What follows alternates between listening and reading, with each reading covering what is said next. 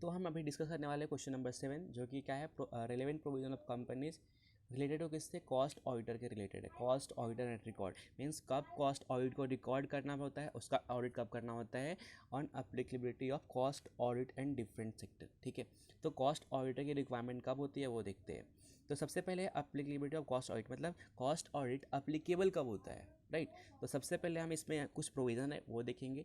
तो provision regarding the applicability of cost audit, ठीक है। तो अकॉर्डिंगली क्या क्या है, तो देखिए, rule classified in sector A, जो अगर आपको क्या बोला है, पहला सेक्टर और industry under regulated and non regulated, मतलब आपको दो पार्ट में डिवाइड किया, पहला हो गया रेगुलेटेड और दूसरा हो गया नॉन रेगुलेटेड, राइट। सेक्टर, तो sector industry covered under table A of the rule are regulated, मतलब जो पहले में आते हैं ना वो क्या हो गया, रेगुलेटेड, और जो दूसरे में आएंगे उसको क्या बोलते हैं, टेबल बी में क्या होता है, अनरेगुलेटेड, राइट। ये दूसरा हो गया। तो आपको ऐसा पूछ सकता है अंडर टेबल ए कौन सा आता है, अंडर टेबल बी कौन सा होता है। तो अंडर टेबल है regulated, under table B non regulated. अब every company including foreign company define in clause 42 of the section 2, काम का नहीं है। Engage in the production of goods, क्या करते हैं, प्रोडक्शन करते हैं किस चीज़ का, गुड्स का।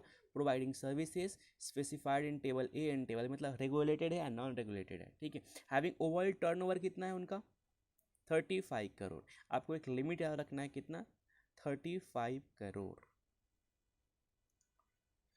ये क्या है, एक लिमिट है कि आपको कॉस्ट रिकॉर्ड मेंटेन करना है कि नहीं करना है। तो अगर आपका टर्नओवर 35 करोड़ एक्सीड करता है तो आपको क्या करना पड़ता है, ऑडिट, मतलब financial year required to maintain the cost record, समझा। आपको सबसे पहले बताना पड़ता है कि टेबल ई दो सेक्टर होते हैं, एक होता है नॉन रेगुलेटेड, एक होता है रेगुलेटेड। तो टेबल ए में किसको लिया है, रेगुलेटेड को, टेबल बी में लिया है नॉन रेगुलेटेड को।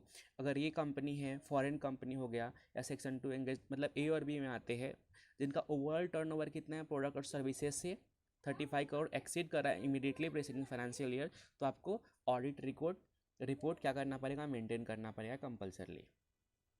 फिर आता है however foreign company only have lesson office, मतलब जो उसका मेन ऑफिस है, मतलब जो ब्रांच ऑफिस इधर बात चल रहा है, लेसन का meaning, and India and engage in the production import and supply trading और deliver listed in table B are exempt, मतलब जो भी कंपनी आपको बोल दिया ना कि वो उसका मतलब मेनली बिजनेस किधर है, फॉरेन में है, तो वो क्या हो जाएगा, एग्जेम्प्ट हो जाएगा। और उसके लिए क्या बोला इधर, इम्पोर्ट कर रहे, सप्लाई कर रहे, ट्रेडिंग किस चीज़ का, मेडिकल डिवाइसेस रहा तो आपका एग्जेम्प्ट होगा, अदरवाइज टैक्सेबल होगा, मतलब उसको मेंटेन करना पड़ेगा।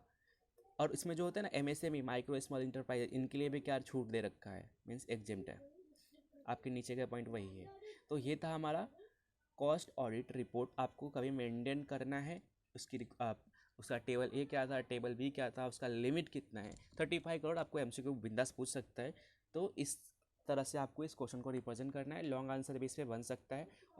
आपको ऐसा पूछ सकता है कि कॉस्ट ऑडिट का अपॉइंटमेंट कैसे करना है, कभी अपॉइंटमेंट करना है, रिकॉर्ड का भी मेंटेन करना है, उसका रेमुनरेशन। तो ये 7 मार्क्स का या 14 मार्क्स का क्वेश्चन बना सकते हैं। तो मिलते हैं नेक्स्ट वीडियो में, इस क्वेश्चन में इतना ही।